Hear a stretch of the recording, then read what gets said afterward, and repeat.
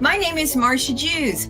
Welcome to STEM City USA's coverage of the Women of Color STEM Conference.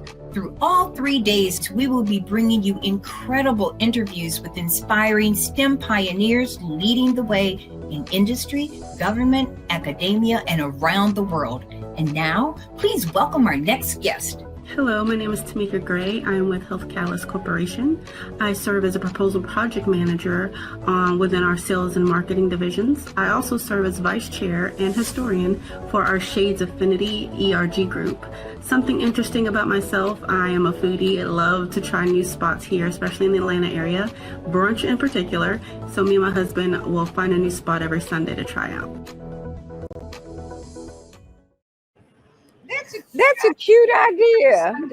Yeah. So you all jump in the car. You know, Atlanta's spread Yes, out. it is. So how did you come up with that idea? The self-care Sundays.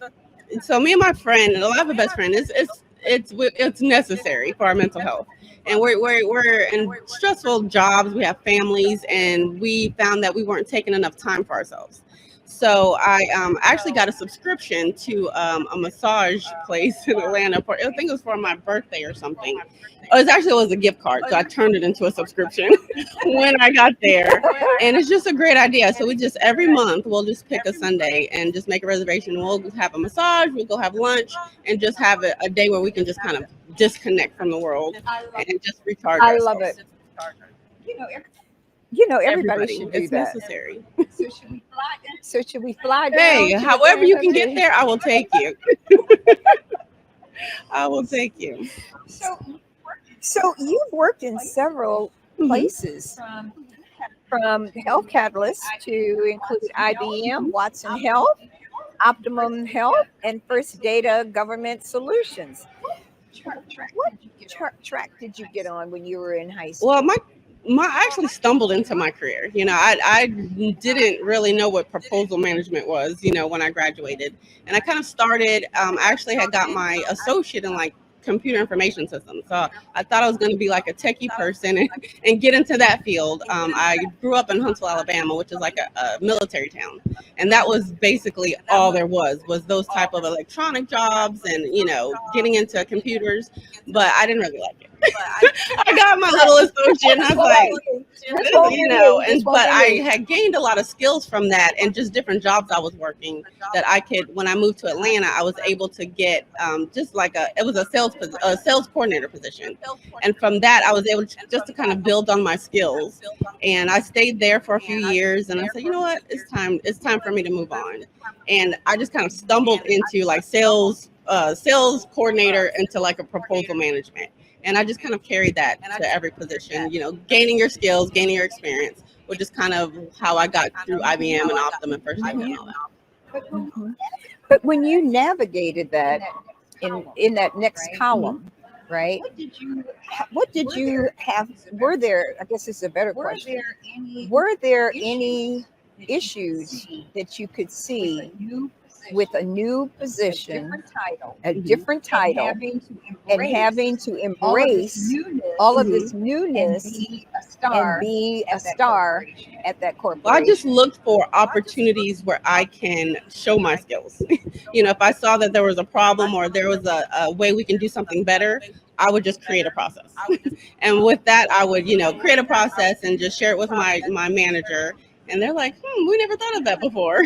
And so that was my thing. I'm always trying to make things better, make things easier, creating processes and tables and all that kind of stuff to kind of help the team, you know, work better with me because I'm very organized. And I want to make sure everybody knows what they're doing, you know, from step to step. Because proposal management, it's like a group effort. You know, it takes sometimes up to 20 people to get a proposal out the door.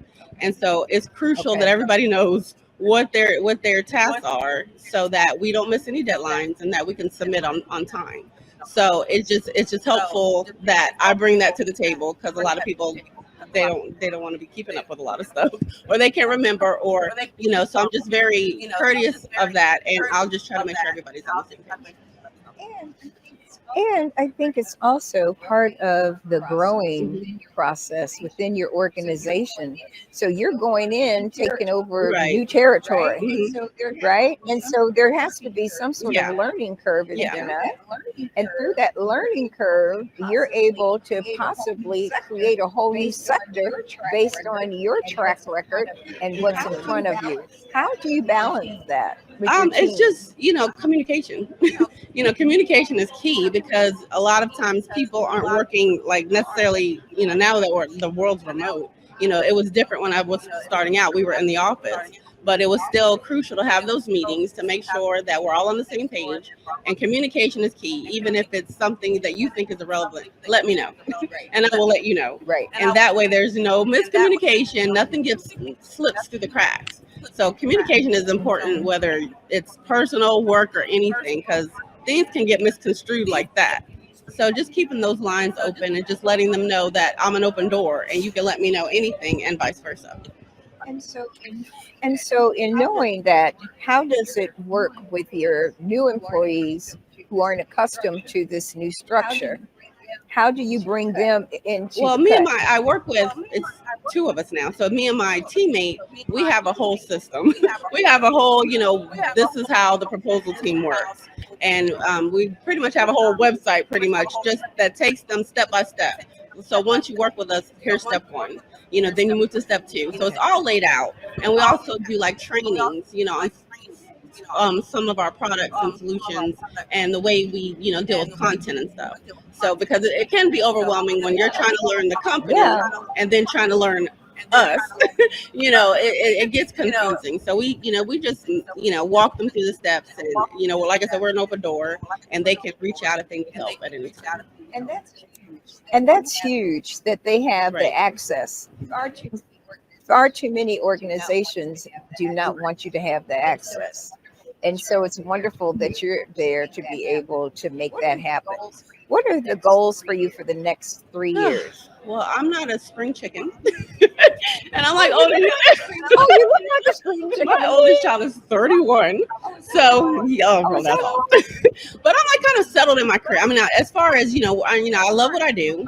I would like to maybe get into different areas, maybe in the company, just kind of just for my own personal development. I've always been interested in technology and just learning some of those skills because it's kind of different. I'm in a technology company, but I don't necessarily work in the technology field. Right. So just Right. learning, I've always been interested in code and stuff like that. So maybe just venture out and just learn something new. I'm not sure, just see where that takes me in the next 3 years. Mhm. And I think that it's a Yeah. peaceful movement, so you'll see Right. when it's time, it'll all surface, Exactly. right? And so, in looking at your team and moving forward, how do you set it up for work balance with your team? It's hard, especially because we're all remote. But you just have to prioritize and set boundaries because we're remote and I'm East Coast, and most of my team are Pacific or Mountain Time. So they start later than I do, but Yes. I get off at 5.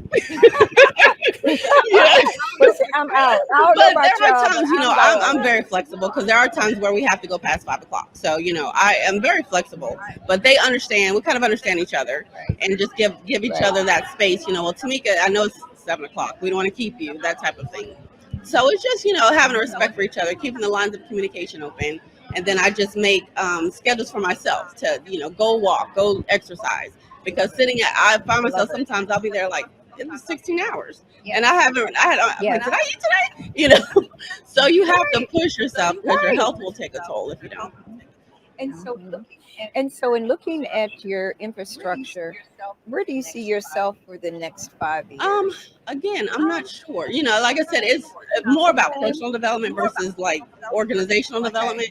So I'm going to focus more on that. I'm not sure. I just want to study different areas. Like I said, I'm comfortable in my position, and 'cause I've been doing this like over 20 years. So I don't want too much of a shift in that aspect, but just learning different things for myself. We'll see what happens. Well, and Mhm. you know it. So sometimes they say you Right. don't want to don't Right. start trying to Right. if it's Right. already working Exactly. well. So give us three things that you think young ladies should be knowing in how to function in high powered positions, such as I mean, number one yourself. is confidence. Don't second guess yourself. Don't be afraid to fail. Because you have to fail to know where you can maneuver and grow. Just have that basic confidence in yourself, and just be open to change. Because in this world, things can happen It's at the fast. blink of an eye that you don't expect. Because a few years ago I was, comfortable in my position. Had been there a couple of years. They actually acquired our company, and then boom, we get a layoff notice, and I'm the first one because I was the last one in, Oh, and never been laid off okay. before. So that was a whole new normal that I had to navigate. But that's given me the skills not to get too comfortable, and to know Right. how to maneuver that. If God forbid, if that should happen again, I wouldn't be so thrown off my game. I'll be ready. You'll be ready. But we won't have to worry about that right now. So give us three things for middle school children, what they should be Oh my doing. gosh, reading. Just and I know it's hard, for middle schoolers to get any little kid motivated to do anything, but that's crucial. Just keeping your mind sparked and open.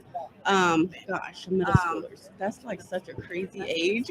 I remember my kids were middle schoolers, but it takes like the parents. It takes the parents being there and just giving them different things that are not necessarily the norm. Take them to plays and take them to different things to expose them to different things, and just Right. being able to, be open, as middle schoolers, because you're like in that middle stage. You're not like an adult, but you're not a baby anymore, and you're like, Right. what is happening to my body? So much going on as a middle schooler, but just embrace it and just stay the path. Yeah, stay the And path. stay the path.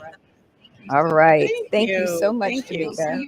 And we'll Yes, see you next yes. year. Thank you so much. Thank you. All right. Okay. Thank